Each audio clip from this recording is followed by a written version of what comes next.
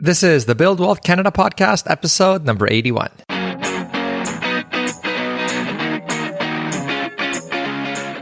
Welcome to the Build Wealth Canada podcast, where it's all about becoming debt-free, accelerating your wealth, and taking control of your money. Now, here's your host, Cornell Schreiber. Hey, it's Cornell and welcome to the Build Wealth Canada show. Today, we're going to have a two-parter episode. Part one will be about the lessons that I've learned after being either fully retired or semi-retired for the past 5 years. And I definitely made some mistakes both during retirement and leading up to retirement, things that I definitely would have done differently if I was to do it all over again. So I hope that by sharing these lessons, it'll help you avoid them on your own financial independence and early retirement journey, as well as give you some insight on what it's been like to actually live off an investment portfolio as opposed to being fully reliant on a job and the income that it provides.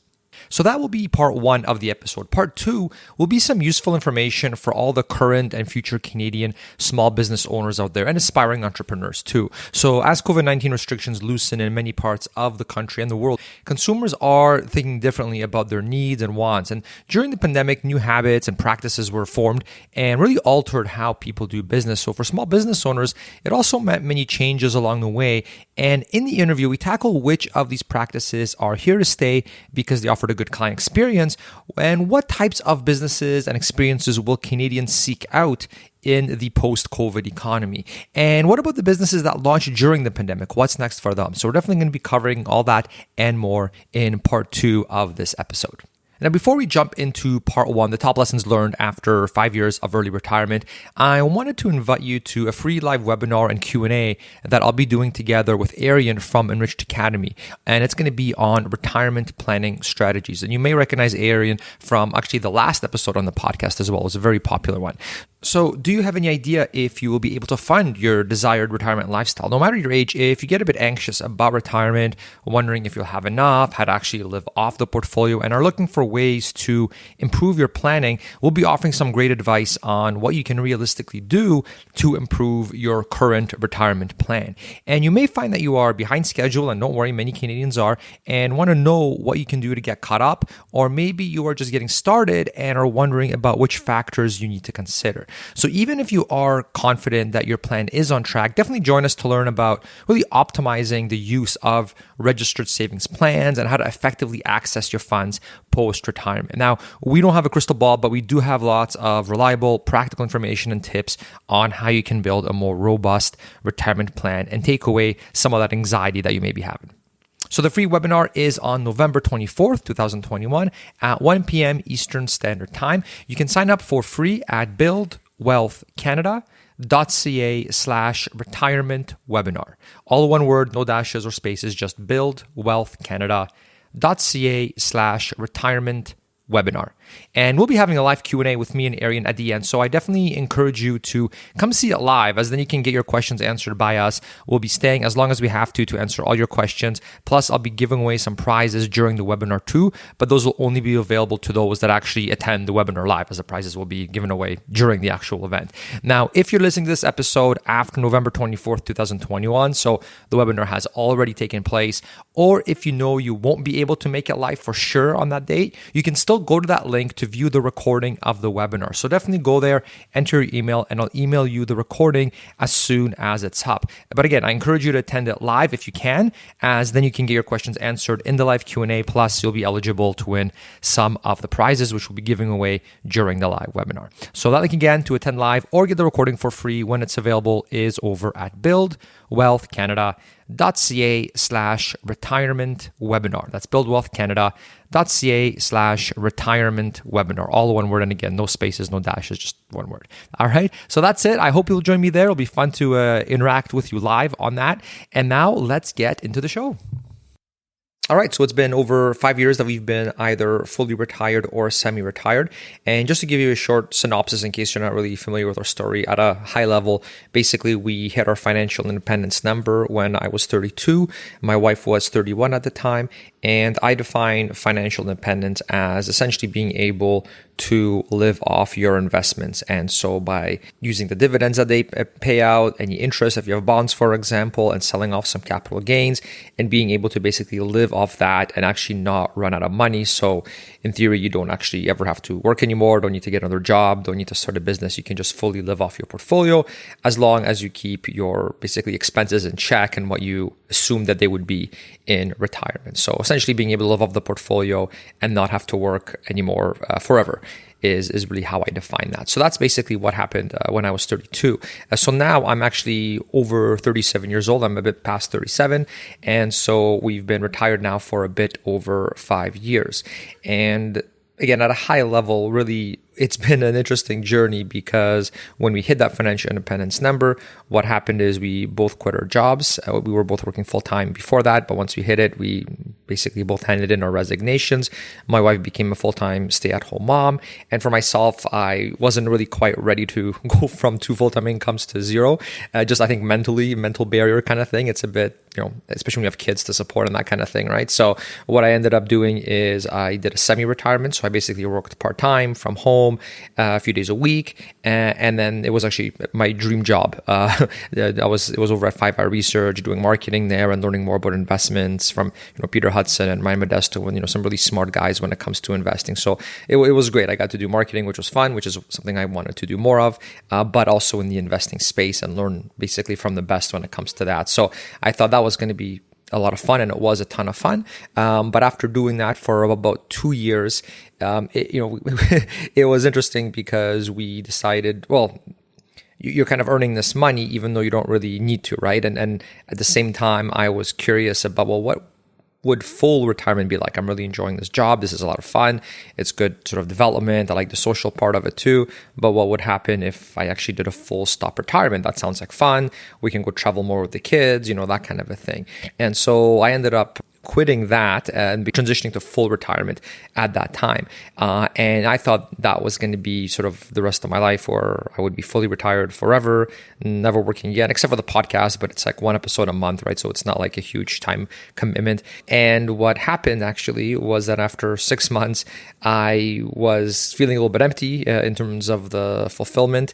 So it turns out that the job actually provides a lot of stimulation, both from the social side, but also like intellectual stimulation, creative stimulation. Solving problems can actually be fun as long as they're problems you actually want to solve and care about and are curious about solving. So there's actually a lot of these really neat benefits to working, and it's actually fun to work if the work is actually something you enjoy, as opposed to you pretty much being forced to do a particular job which you don't like, but you need the money because you have bills to pay, right? So those are two, I would say, kind of different worlds when it comes to working. And so after basically 6 months, a little bit under that, I was starting to get a little bit antsy. I was starting to feel pretty unfulfilled because I wanted something more. And it was around that time that I took over the Canadian Financial Summit. And so I thought, okay, in theory, this should be great because then I have the podcast. I've got the summit, which is once a year, and that should sort of help fill that sort of void that I've been feeling because it might be fun to play games or watch Netflix for several months, or realistically less than that. But after a while, that gets boring, that gets unfulfilling. You actually stop enjoying it. It's not as fun anymore. It's not as rewarding. And so it actually is not a sustainable lifestyle. At least it wasn't for me. And I theorize that for a lot of people who are very sort of type A, they do want to retire early and they work really hard to do that. It's very hard for someone who's very type A and driven and wants to achieve these big goals to all of a sudden be in their 30s and say, or even 40s and say, okay, that's it, I'm hanging out my hat and I'm never going to work again. I mean, you're just not wired in that way to do that, and I think to enjoy that kind of lifestyle. At least that was the case for me. And so now I'm sort of unapologetically semi-retired. So I have the podcast, I have the Canadian Financial Summit, and I think that's enough.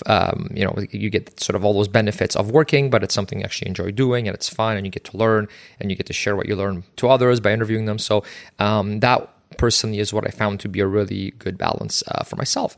And so that was kind of, one big lesson, right? Is that full retirement and a life of just leisure is actually not all that it's cracked up to be, especially if you are wired the way I am, and I think a lot of people who reach financial independence early are wired in this specific way where they maybe can't just fully relax. And I mean, everybody that I've talked to who has achieved financial independence this early, they still have sort of a lot of fire burning right in their belly. They actually still want to do something. They want to be productive members of society. They just kind of want to do it on their own terms as opposed to being told by a boss what they need to do. And so that I think is a very, very big distinction.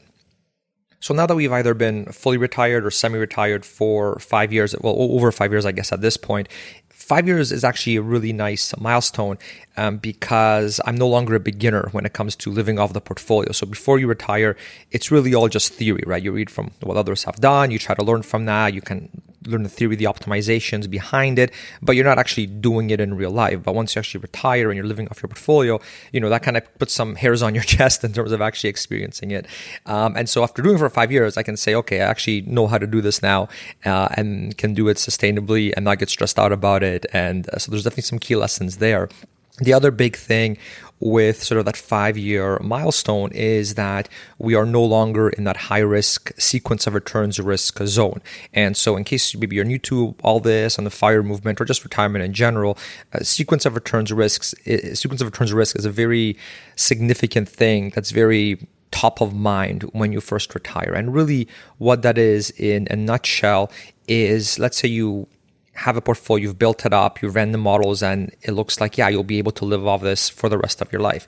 And that's great. However, where portfolios can fail, i.e. you run out of money, is if you retire and let's say you're assuming an 8% return or 6% return, but that's the average, right? But what if in the very, very beginning, so within the first 5 years, what if in that you have like a 2008 financial crisis type scenario? Or when we had the COVID situation where, the markets fell like 30, 35% depending on what you're invested in. Mind you, they bounced back very, very quickly. So the COVID thing was not really the best example, but 2008, for instance, I think would be a really good example, right? Where it's a sort of prolonged downward period.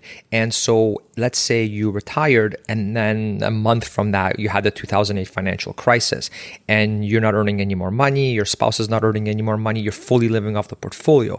The markets are down, let's say they're down 40% or 30%.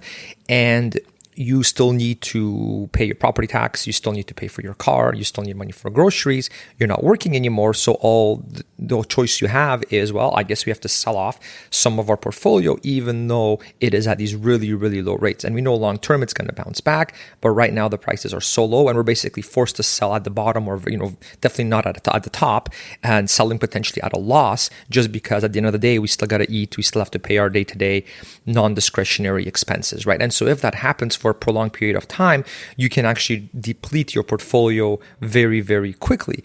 And so where people get into trouble, or where retirees can get into a lot of trouble, is that they have a scenario like 2008. They deplete their portfolio way too quickly, just because they basically got unlucky, right? The markets just fell shortly after they retired, or within 5 years, and then when the markets start bouncing back, and the markets go in cycles, right? So eventually there is a recovery, but they are not able to ride that recovery as well because the portfolio is so severely depleted when they were selling, at or near the bottom, right? Just to pay for their day-to-day expenses, right? And so the whole kind of idea here is you really don't want to get a bad sequence of returns where you get horrible returns at the beginning of retirement, because that could deplete your portfolio so heavily that you're not able to ride the wave back up because your portfolio was so small. And so you actually end up potentially running out of money down the road. And so 5 years is sort of that danger zone. And if you Google sequence of returns risks, in the early retirement community or just retirement community in general, there's a lot of articles written out, a lot of studies, a lot of really, really good information. But basically the gist of it is 5 years is sort of that danger zone. Some people will argue that it's actually 10 years, but I would say the 5 years are kind of the most, really, really critical, where it becomes stressful. And once you sort of get past that 5 years, in my opinion, you can sort of, wipe the sweat off your brow. You're no longer as nervous about it because it's like, okay, we did not get a bad sequence. Everything was good. Things turned out well. I mean, in our case, the COVID thing was still within the 5 years and we still ended up fine. And now what happens if you don't get this bad sequence, then your portfolio actually has realistically grown quite a bit. And so now your portfolio is much larger than it was when you first started because you did not get a horrible sequence. And now, even if you get like a 2008 scenario, the chances of failure are way, way smaller because your portfolio is going to take a massive hit, but because it's so big to begin with, you're still going to be able to use some of it to pay for your groceries without, sabotaging your portfolio long term. So that's essentially the gist of the sequence of returns risk, and it's something you really do want to educate yourself on. Even though I just kind of gave you the quick sort of 101 version, especially when you are planning an early retirement or just going even into a traditional retirement, it's something that you do want to have top of mind, and you want to definitely give some thought into, okay, if we do get a really really, really bad sequence, how are we going to weather the storm, right? What are we going to do? Are we going to maybe work for an extra year or for a little bit extra to have a cash cushion saved up? Or are we going to realize that, hey, maybe we have to go back to work for a little bit because we don't want to sell our investments when they're at the bottom, right? So there's different levers you can pull, and we'll talk about that in a bit, but that's just something you really, really want to consider. And so what I hope with this particular episode, the solo episode, and let me know what you think, because usually I don't do these. Usually I do interviews because then it's fun because I get to learn more.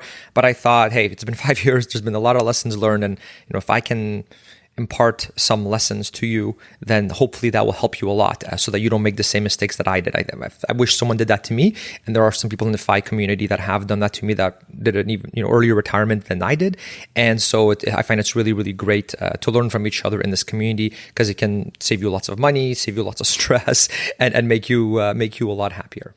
And it is nice to, I think, be able to share this with you because it's no longer just theory. So one of the sort of interesting things is if you go to even, really, really good financial planner, for example, like good fee-for-service financial planner, they can help you plan these things out, and you should use someone like that to help you plan things out when you're about to hit retirement. But it's still sort of like theory at that point because they're not actually retired, right? So they're not going through that themselves, but they know enough about it to help guide you through it. And so if you are looking for someone that is a fee-for-service financial planner, for example, you do want to make sure that even though they're not retired, because they're obviously not retired since they're helping you, you want to make sure that they have gone through this process with some other clients so that they are familiar with sort of the nuances of being in that decumulation stage instead of just being in that accumulation stage. Because there's some advisors or planners that are very good at the accumulation stage, but they don't really focus on the accumulation. So you definitely want to focus on that too. So the first big lesson that I had is that living off your portfolio is not as rigid as you may think, or it doesn't have to be as rigid as you think. And it also doesn't have to be all that stressful.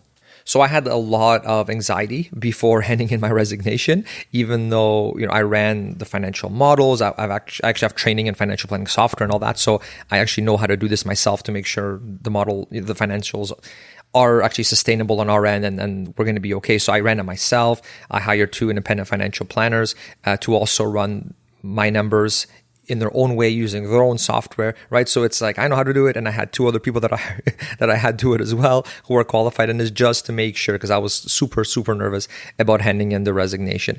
And so it actually doesn't have to be that stressful. And a big shout out to Christy and Bryce from Millennial Revolution. They really they retired a little bit before we did. And so they basically helped walk me through it, or at least help me a little de-stress and not always think of the worst case scenario.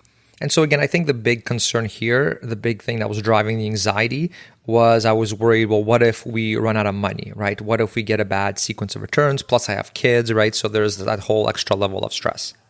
In reality though, when the analogy that I came up with this, and it might be cheesy, I don't know, but hopefully you find it useful, is that you don't actually have to go down with the plane. And so what I mean by that is, let's say you are flying a plane and one of the instruments tells you that something is wrong with the plane.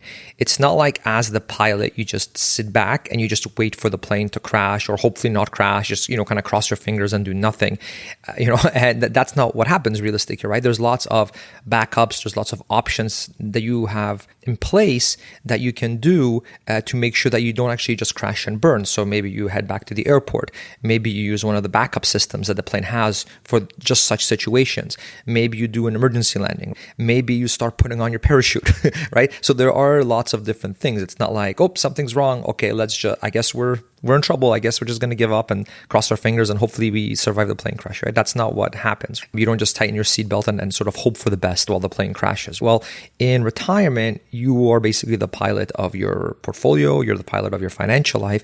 And so you do have plenty of options as well. So it's not like you're just going to sit there while your portfolio goes to zero because you are refusing to adapt to the situation, right? Especially if you're doing an early retirement and you are still able to generate income by working if you need to. So for example, let's say you retire and then within a year, there is a really, really big market crash and you're nervous. You don't know if your portfolio can, sustain that. Well, again, you don't have to just kind of cross your fingers and say, well, I hope the 4% rule works for me, or, oh, I hope the 3.5% rule works for me. There's different things that you can do, right? Just like the pilot, different tools, different levers you can pull. The same kind of goes for your retirement, right? So there are several different options. And I think now I understand this, and now I don't find early retirement really stressful anymore. Whereas in the beginning, I was totally afraid of, running out of money in the portfolio.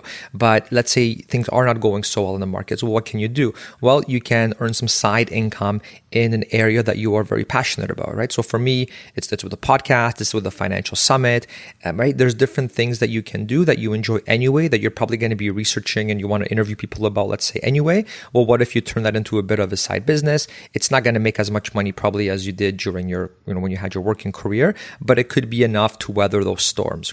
The other lever you can pull is you can spend less on discretionary things, right? So you could do things locally. And I think a lot of us learned a lot about this during COVID, right? Where we were not able to travel when things were really bad. You're pretty much stuck at home, but you're still looking to do different things, right? So maybe you started hiking, maybe you started mountain biking, maybe there's all these really great things that you can do that are still very enjoyable. They're still very healthy, but they don't actually cost a lot of money. And in some cases, going for a hike is actually free, right?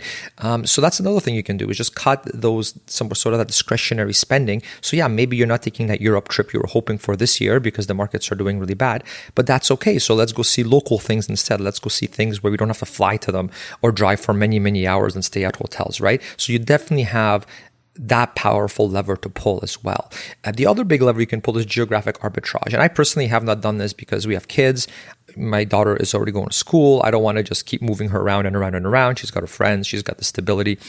So for me personally as a parent, that is not a great fit. Although there are parents that do that, there's different approaches. Bryce and Christy, again, come to mind here. That's something that they talk about quite a bit, is because it's just the two of them. They have no kids. And so they said before that if the markets, let's say, took a really, really bad turn, well, then they're not going to go live in London, England for the year. They're not going to go live in downtown Toronto for the year. They're going to go, let's say, to Asia and some of the countries there where there is a much lower cost of living. And so you're able to drastically decrease those non-discretionary expenses by actually moving to a lower cost of living country. So that is a really, really powerful lever. Again, not one that I would personally pull because of the kid situation, and I don't want to really uproot them and all that. Plus, we have a house here, but definitely something that's very, very powerful that you definitely can pull and is definitely an option. Especially if you're fully retired and your kids are out of the nest, right? Then that's not that big of a consideration anymore. Or if you have no kids, right? Then that's definitely not something you really have to worry about either. The other thing is, instead of, let's say, watching more Netflix, you can explore hobbies that appeal to you that can actually bring in an income, right? So for me, like I said, it's the podcast, it's the financial summit. I'm sure there is something for you that you could do. Like if you're an artist, you could sell some of your art. If you like woodworking, you can sell some of your creations. If you're good with computers or setting up some sort of technology and you enjoy that, you can actually help people with that as a consultant, right? So just to be open-minded where, look, there are some skills I'm sure you have, and it could be things that you're going to do for fun anyway, right? You're going to be painting anyway if you love to paint. I have friends who love woodworking. They don't do that for the money. They do it for free. It actually costs them money to do. But yeah, they could sell some other creations if they really were in a pinch instead of having to go back and do a cubicle job, right? So that's something that I would say you definitely want to keep in mind. And again, remember that you can do this so you don't have to get so stressed out every time the markets take a tumble.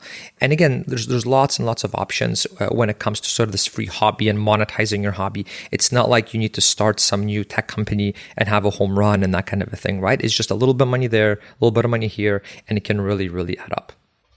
So one thing that's really decreased my stress level about this and about potentially running out of money if we have another 2008 crash or something of that nature is realizing how just a little bit of side income can really drastically lower the failure rate that you might think your portfolio has. And so you might have heard me use this example before, but just bear with me as I really keep going back to this even myself, just to remember when you start feeling anxiety because you don't have that paycheck coming in that you've been used to coming in, probably for your whole working life. So let's say that you wanted to generate an extra $10,000 per year. So if you use the 4% rule, and the rule of 25 is another way of basically getting that same sort of math.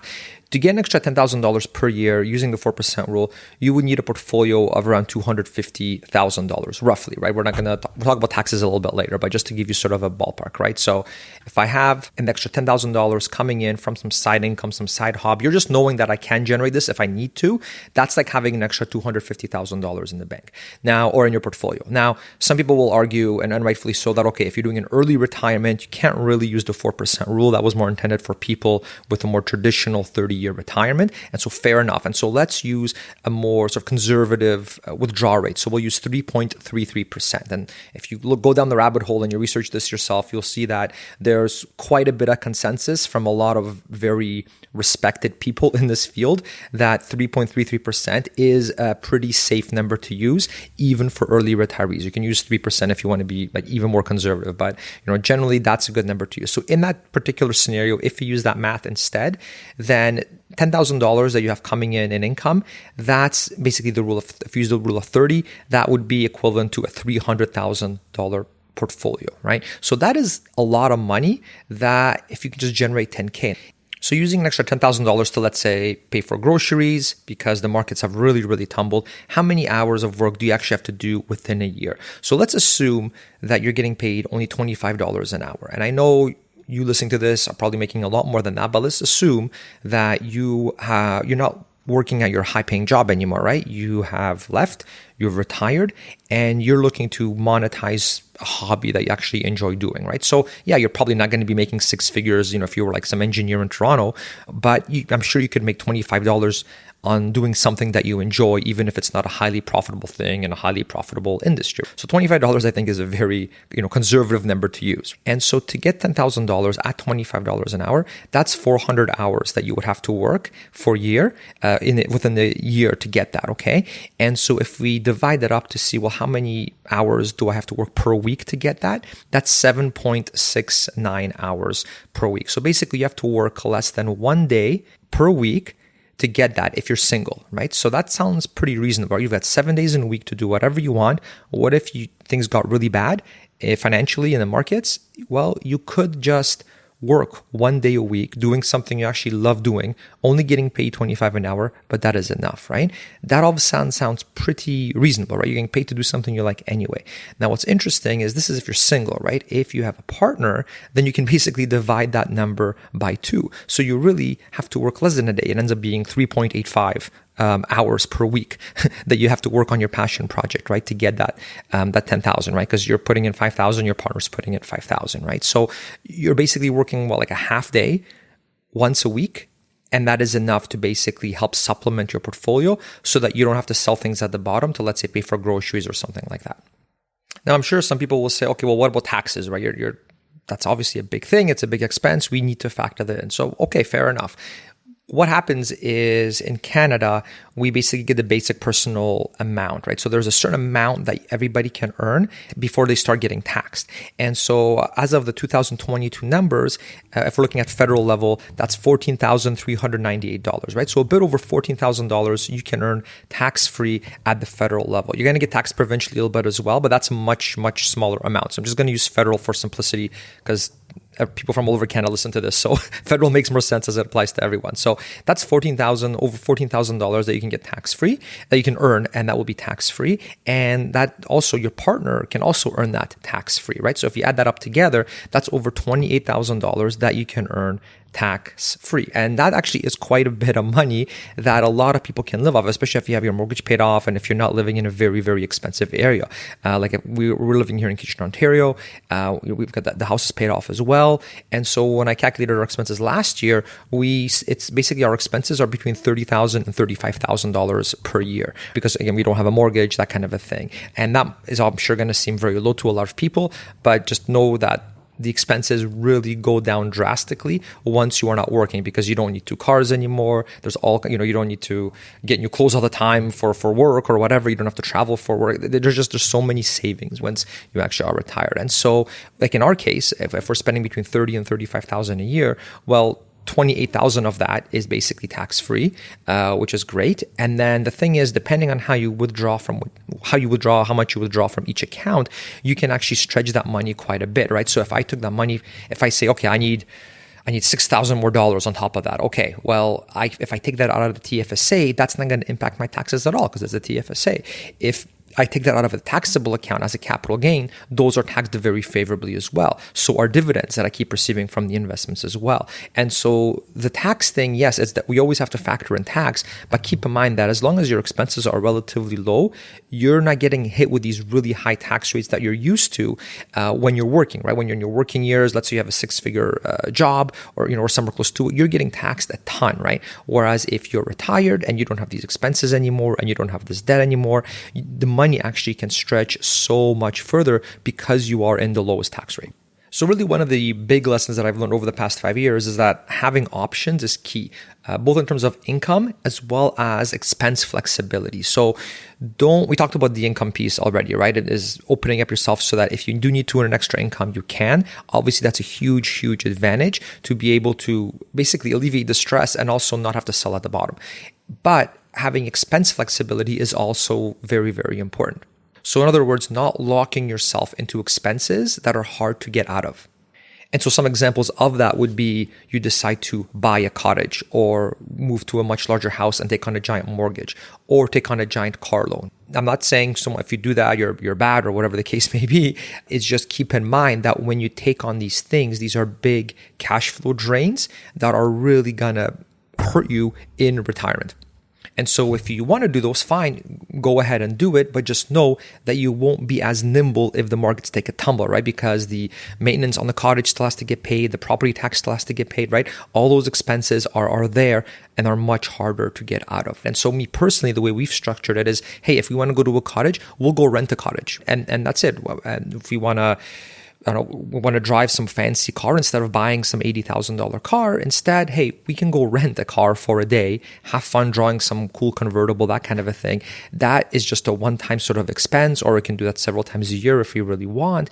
That is a lot different than, let's say, buying that $80,000 car, taking out a loan. Now you've got monthly payments. Now you've got maintenance on that car. You got to pay for the insurance, all that kind of thing, right? So that is, again, one thing that I've learned is that, you definitely don't want to have sort of those really high recurring expenses in retirement, because that way, this way you can keep things nice and lean, nice and flexible. And if things take a tumble, it's like, hey, okay, we'll just cut this out. We won't do this. We won't take the Europe trip, and we can earn some extra money if we need to. And it makes you a lot less stressed in retirement. So actually, like, the renting thing turns out to be really, really good, especially because you don't know how much you'll like the thing either, right? So instead of going out and buying a cottage, well, what if you just rented a different cottage once a year, so you get to figure out which ones you like, you get to experiment, you don't have to deal with the upkeep. There's a lot of benefits to that kind of thing as well. And so a big lesson here is that if you are willing to generate some extra income if needed, if you have flexibility with your expenses, then you may not actually need $1 million portfolio or more to retire. I think a lot of people get intimidated by that, right? Because you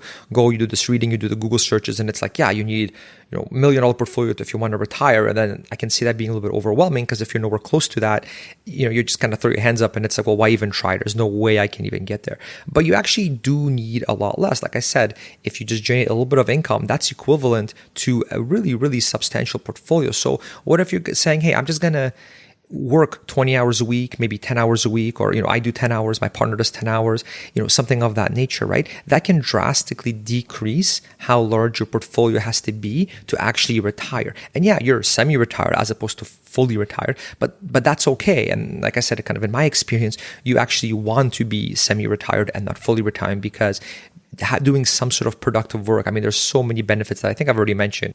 And a big thing to consider is, instead of calling it work, it's you're doing productive projects, and it's a way for you to exercise your brain and not just your physical health, right? So a lot of people, when they retire, like myself included, went on a big physical health sort of binge, right? And I'm still on it right now, where we have a lot more time, so we're trying to eat a lot more healthier, we're trying to exercise a lot more, and that's awesome. And I totally encourage you to do that, and it's a lot of fun.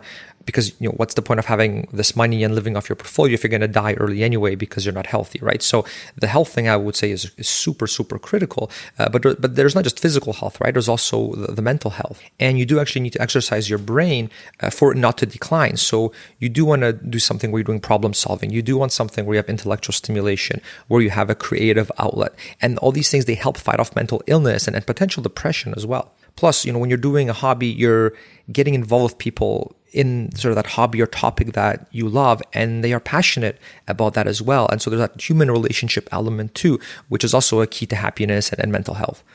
So that really brings me to the last big lesson that I wanted to say for today, and is that full stop retirement can actually be very unfulfilling. It definitely was in my case, and it is actually in the majority of people that I talk to, an overwhelming majority of people. And so that's why I went back to semi-retirement after doing the full-time retirement.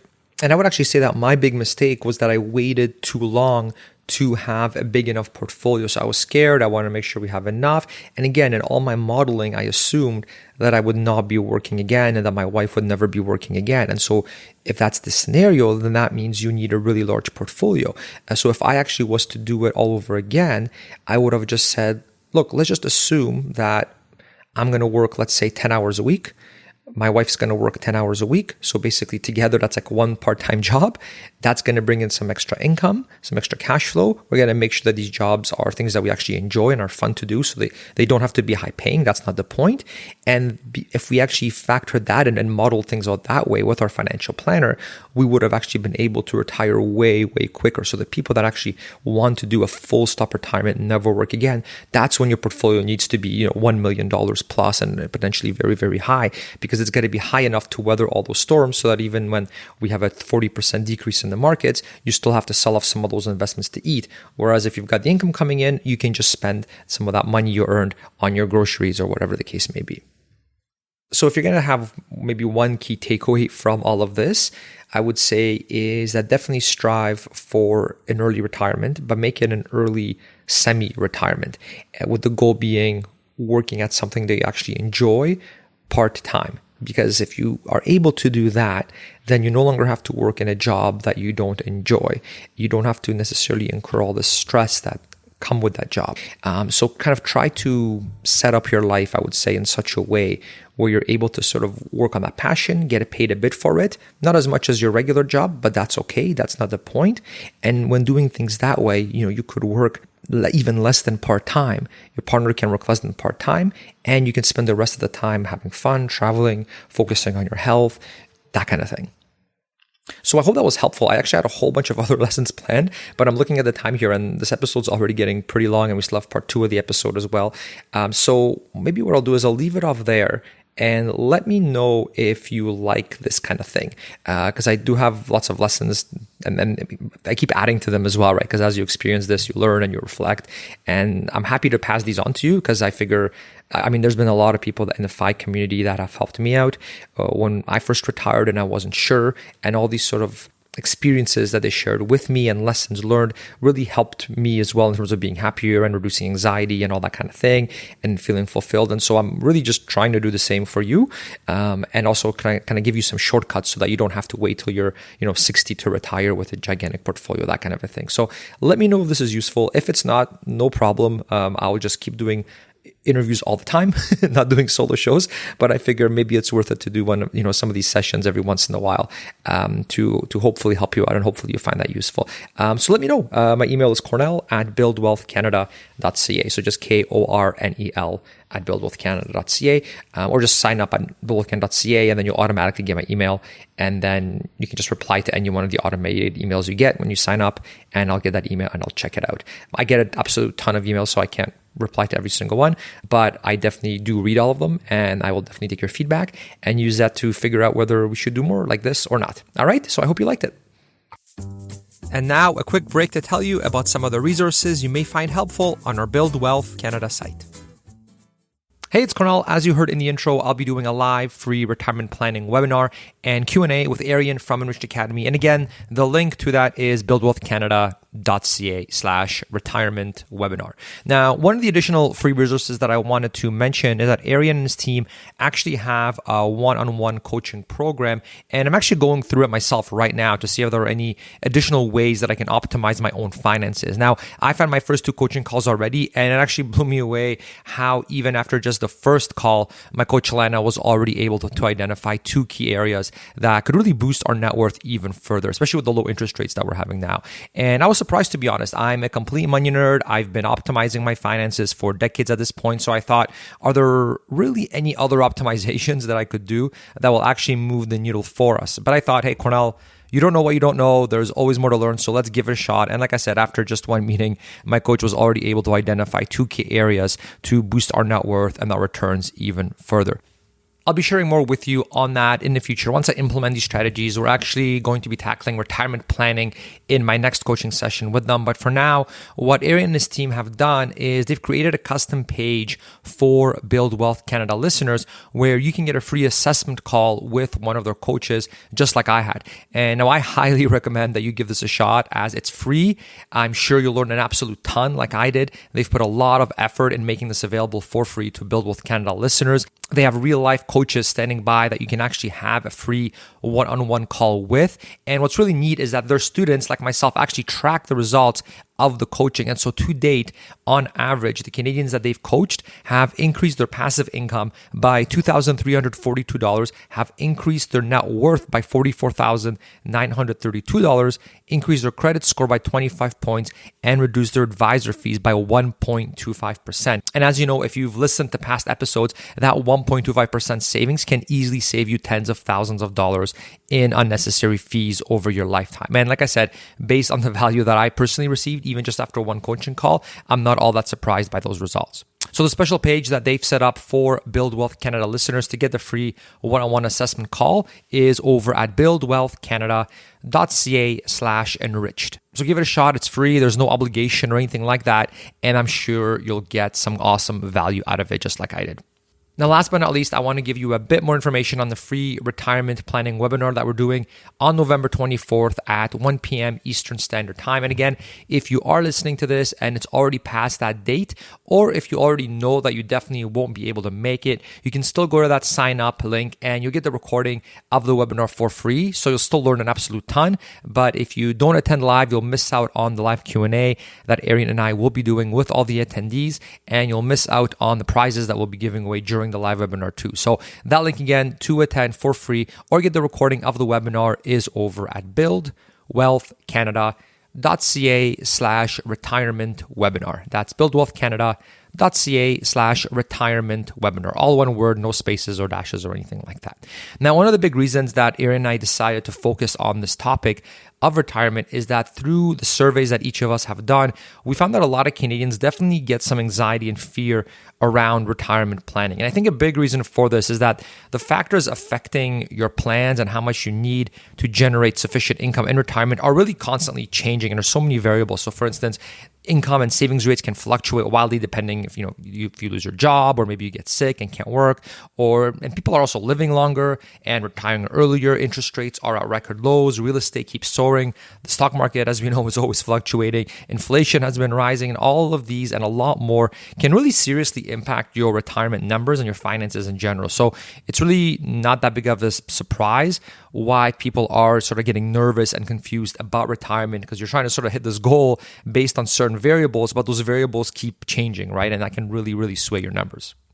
Now, in this webinar, our goal will be to explain away some of the uncertainty around retirement planning. We'll be going over optimal use of registered accounts, so RSP, TFSA, RIFs, talking about retirement timeframes and how to best access your funds post-retirement. So the session's an hour long. It might be longer depending on how many questions we get, as definitely we'll be staying on to answer all the questions, and it will be packed with lots of great information. And so this will be relevant to you whether you are closing in on your retirement day or are just starting out or are already well on your way in the accumulation phase. So the link again to join us for the free webinar is over at buildwealthcanada.ca/retirement webinar. All right, I hope to see you there. All right, so that concludes part 1 of the episode on retirement planning.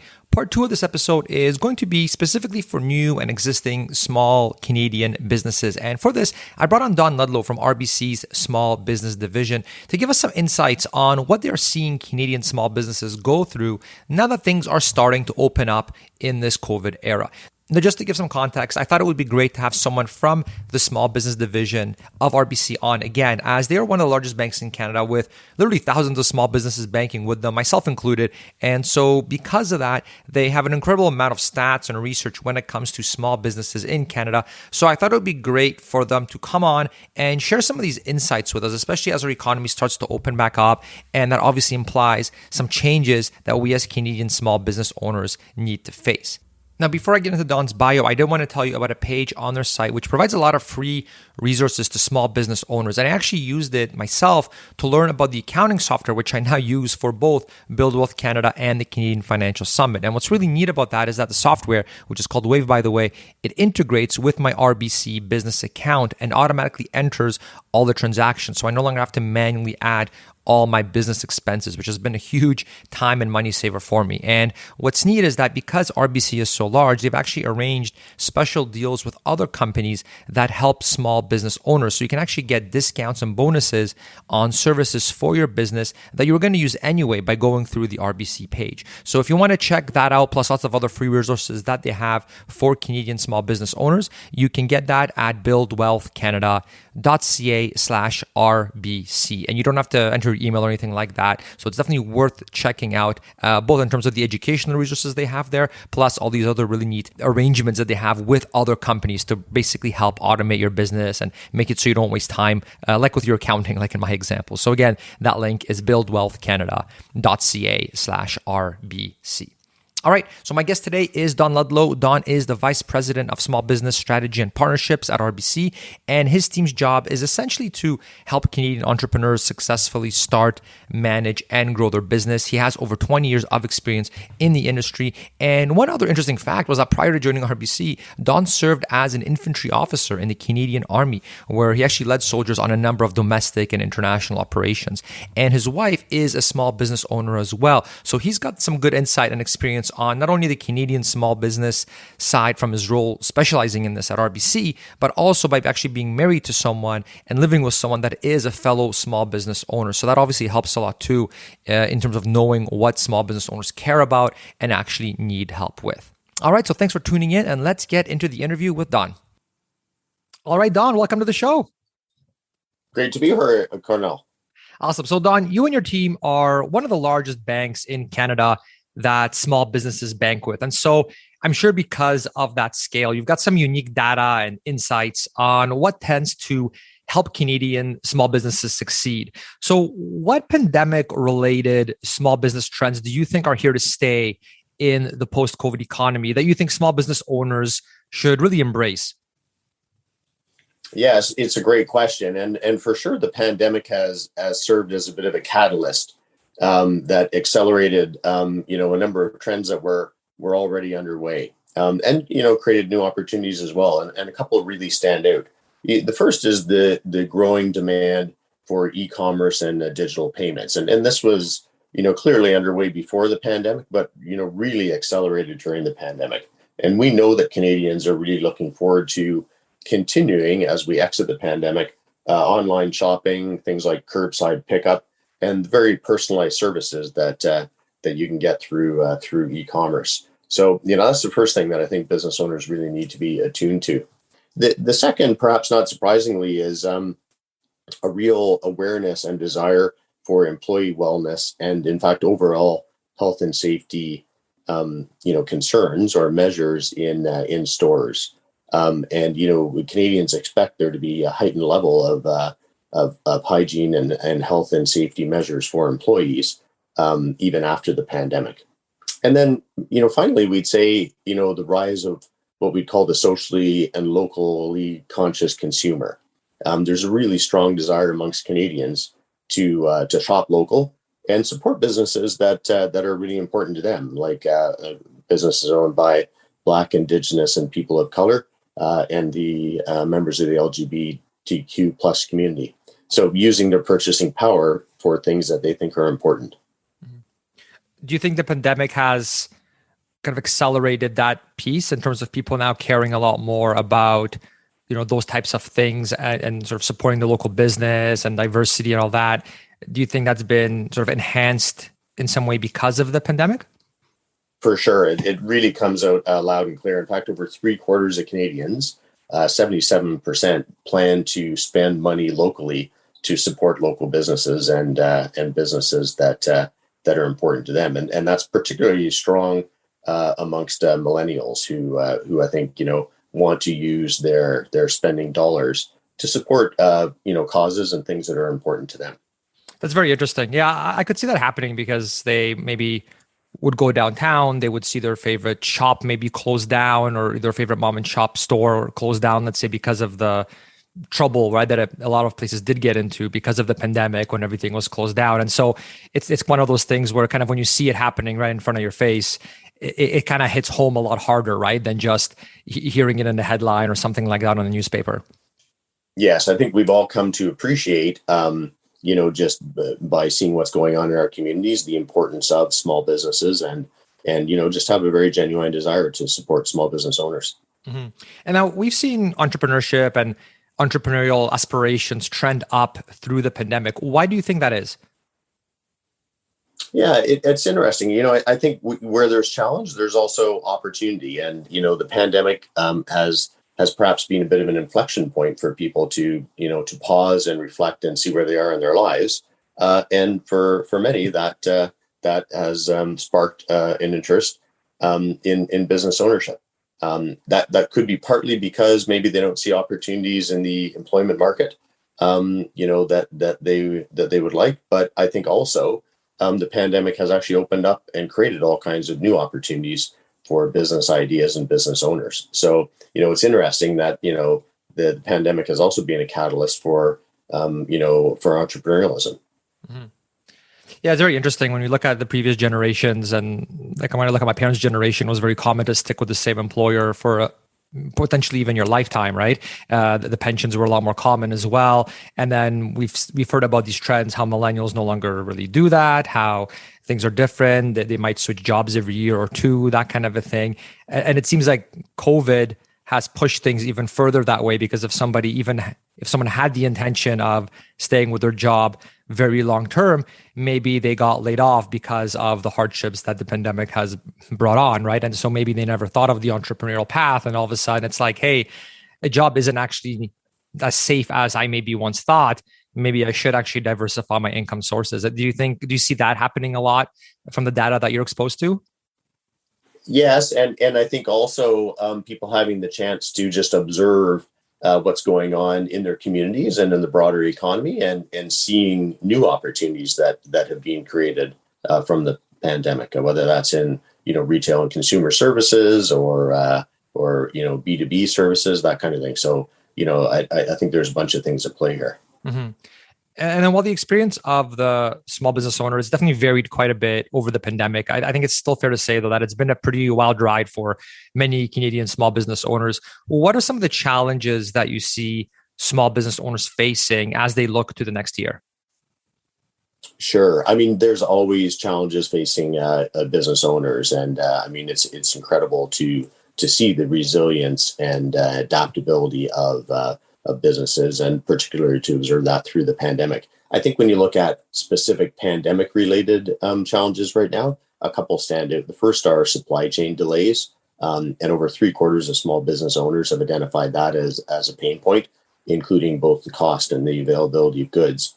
And secondly, almost 2/3, find the right staff, or finding quality staff as everyone's return to work is a challenge. Mm-hmm. Yeah, I've heard that quite a bit from several entrepreneurial small business owner friends that I have. And some of them are actually really struggling finding employees that they're looking to hire. They have the money, their business has grown, and yet they are really struggling. Why do you think that is? Is it because people are kind of afraid to maybe go back to work because of the health concerns, or what do you think that is? I think there's many things at play. For sure, there's been a fair amount of disruption in the labor market. And just as we were speaking earlier, the pandemic has been a bit of a catalyst or a time for people to pause and reflect. I think some people have pursued an interest in business. Others have decided that they want to pursue different jobs and careers. So I think there's just general transition going on in the labor market as well. And that's not a bad thing at all. It does pose challenges though for business owners who are seeking the right kind of staff. Mm-hmm. Do you have any sort of tips for businesses that maybe are struggling with some of these supply chain issues or staffing issues? Is there anything that you've seen where obviously there's no simple silver bullet answer to these types of questions because it's very situational, but are there any sort of best practices or anything that you've seen work well for some businesses that maybe we can apply ourselves? I think certainly always maintaining a degree of operational flexibility and reserves, both financially and in your own supplies. And I think when it comes to staffing, it's important to think about just all the different ways that you can be an attractive employer.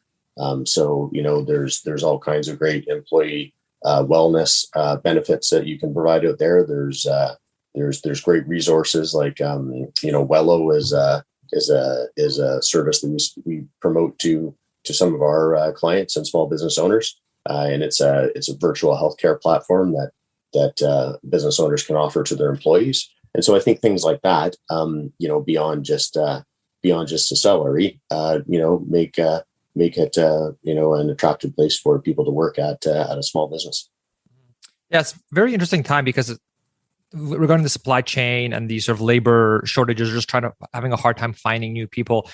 I remember, years ago, if I was starting a business, those two problems that you just mentioned wouldn't really be that much on my radar, right? Because typically we'll be able to source this. It's usually not a problem unless you're in some, really special kind of market. But for the most part, right, supply chains are fine. There's a lot of access, and with international shipping and all that, it's not an issue. Same with the labor market. And now it seems like if someone is looking to start a business, the whole logistics thing, the supply chain and the staffing thing are actually two big things to consider and think about and have contingency plans for, because we can no longer just assume that, oh yeah, those will be fine. It's, it's these other things we have to worry about. Those seem to actually be really big points, like you said.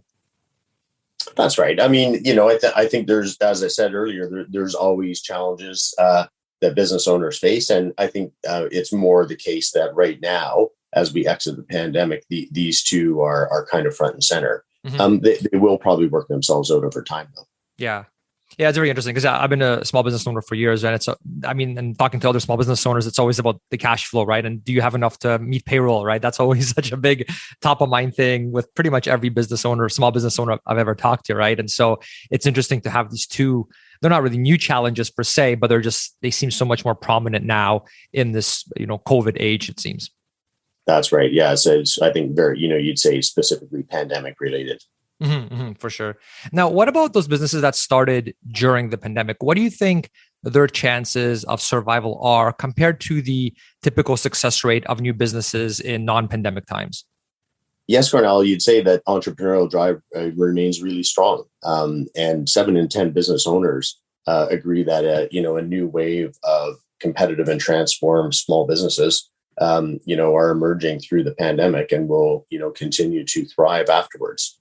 And when you talk to business owners, over 3/4 of them agree that the pandemic has actually created new opportunities. And over 55% of business owners are optimistic about their ability to continue to adapt and thrive as we exit the pandemic. So, you would say that business sentiment and the entrepreneurial spirit has remained really strong and is very strong as we exit the pandemic. Mm-hmm. Yeah, it's been very interesting. Sometimes I think if someone maybe just reads the headlines and isn't exposed to this, they might think, oh, everything is difficult. All businesses are failing. A lot of doom and gloom kind of headlines that we see out there. But definitely, and that has been the case for some industries. And when I think of restaurants, for example, really struggling, and different retail businesses as well. But definitely, that's not true across the board. I mean, so many businesses have actually thrived. Those that, for example, like you mentioned, e-commerce that already had a good foothold in there, or have been able to really pivot, right, and be more e-commerce centric, let's say, have actually done really well. So I think it's important to encourage entrepreneurs as opposed to just scare them with scary failure stats, right? Because there definitely have been businesses that have succeeded. And at the same time, I think if you were able to build a business and grow it during the pandemic, or even just survive the pandemic, I mean, you're that much stronger, right? I mean, you've had to adapt. You're probably a much better business person than you were when you first started before the pandemic, right? And so I think if anybody, the ones that have survived, I think are just a lot stronger now and a lot more flexible and adaptable. And I think that's going to set them up for the future when things might look relatively easy when they don't have all these pandemic problems happening to them all the time. Yeah, 100%. I mean, this is not to in any way downplay real challenges that business owners have faced through the pandemic. It's been a very tough time. And yet those challenges have also made people more resilient, more adaptable and stronger. And I think that resilience will actually serve us all really well, as we reopen the economy and exit the pandemic. Mm-hmm. And now many of us have shopped at or supported small businesses in new ways, whether it's through online shopping, curbside pickup, et cetera. And we've seen a huge boom in e-commerce businesses as well, like you've already mentioned. Are those practices and trends here to stay, do you think? Or do you think many will kind of prefer to get back to in-person shopping and the way things used to be? Well, I think a mix. I mean, people will for sure, continue with in-store shopping. That said, there's a number of these, trends, I guess, that you'd say have been accelerated through the pandemic that are here to stay. And almost 80% of Canadians have said that they're going to continue with online shopping. Almost 80% are looking for the continuance of things like curbside pickup and delivery, just because of the convenience and even safety of it. And almost 90% of Canadians, just have really enjoyed some of the personal touches and local touches that the business owners have introduced into the way they operate. And so they're looking for those to stay. So, I mean, yes, people will go back to shopping in person and also, look for some of these newer services to continue. Mm-hmm. Yeah, that's a good tip, to not think of maybe the measures that were put in place during the lockdowns, to just think of them as temporary. It sounds like many people still want to have those options even when the pandemic is over eventually.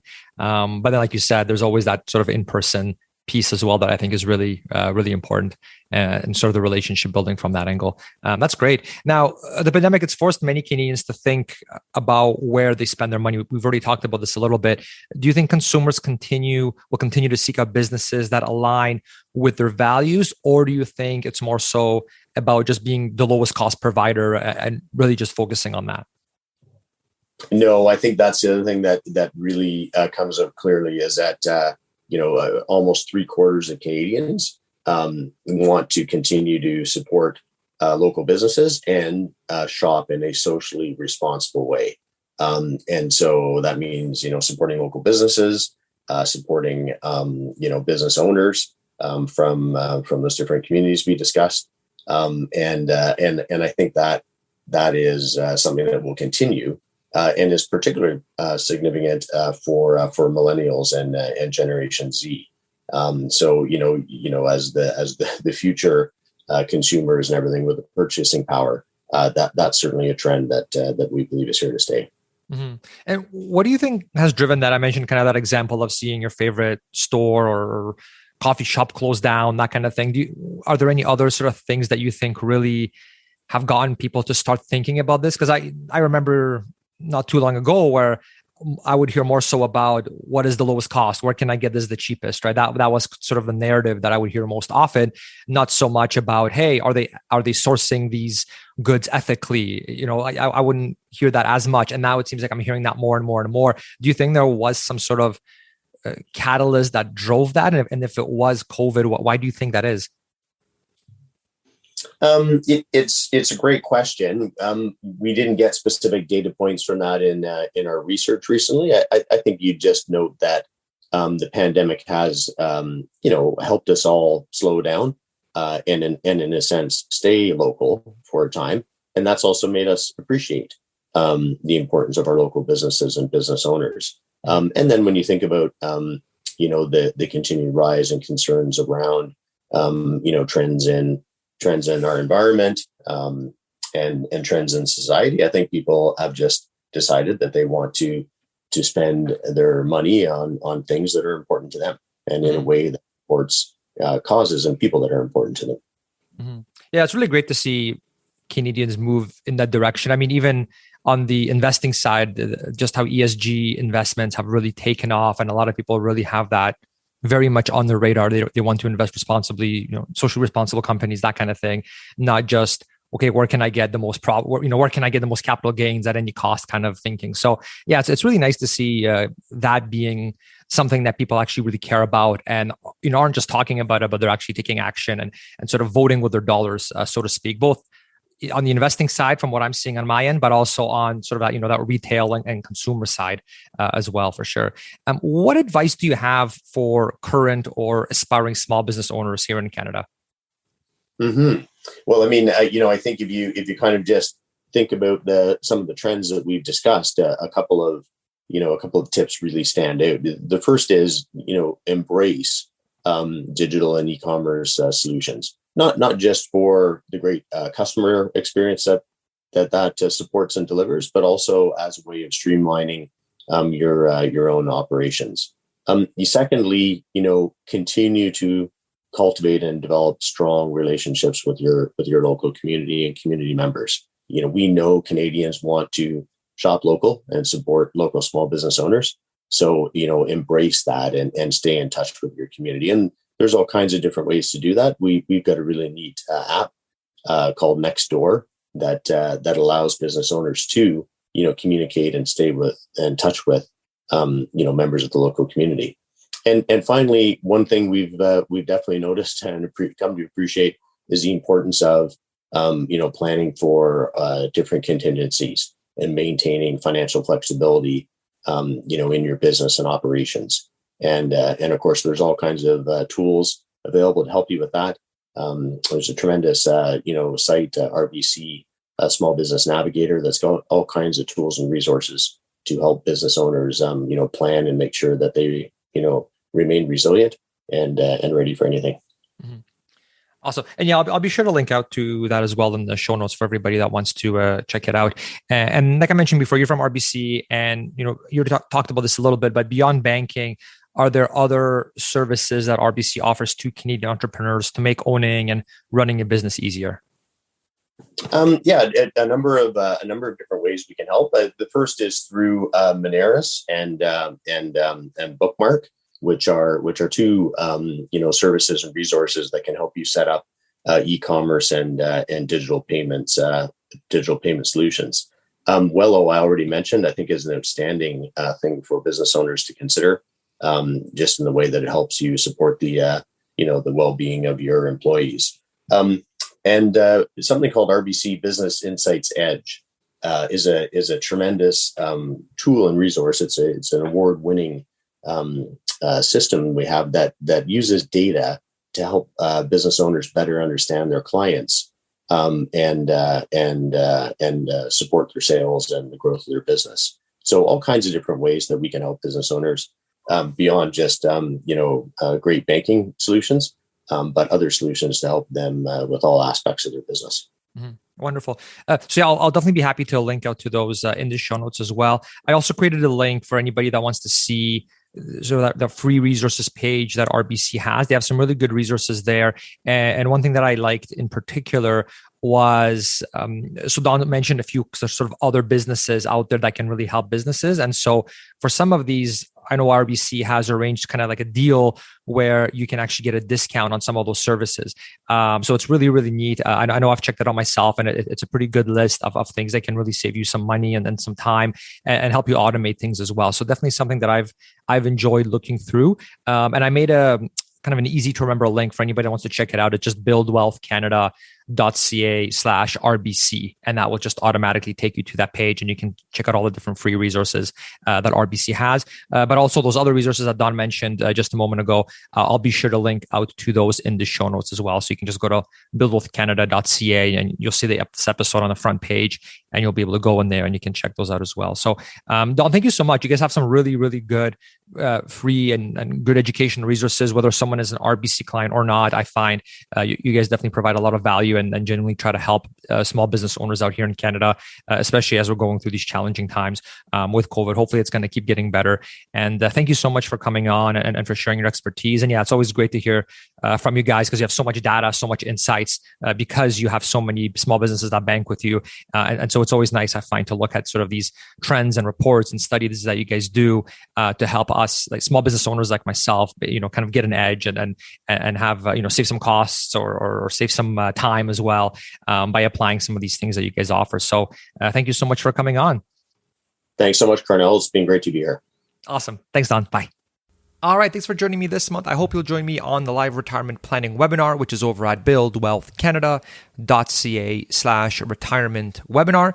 And if you're interested in getting that free assessment call that I mentioned earlier with Enriched Academy, which is the coaching program that I'm actually going through right now with them to really optimize our finances and investments, you can check that out for free over at buildwealthcanada.ca/enriched. And last but definitely not least, a big thanks to Don for sharing his expertise with us. And that page again, with all those free resources that I mentioned earlier for Canadian small businesses, is over at buildwealthcanada.ca/RBC. All right, so thanks for tuning in this month. I hope you got a lot out of it and have a wonderful and safe month. Take care. Thanks for listening to the Build Wealth Canada podcast at www.buildwealthcanada.ca.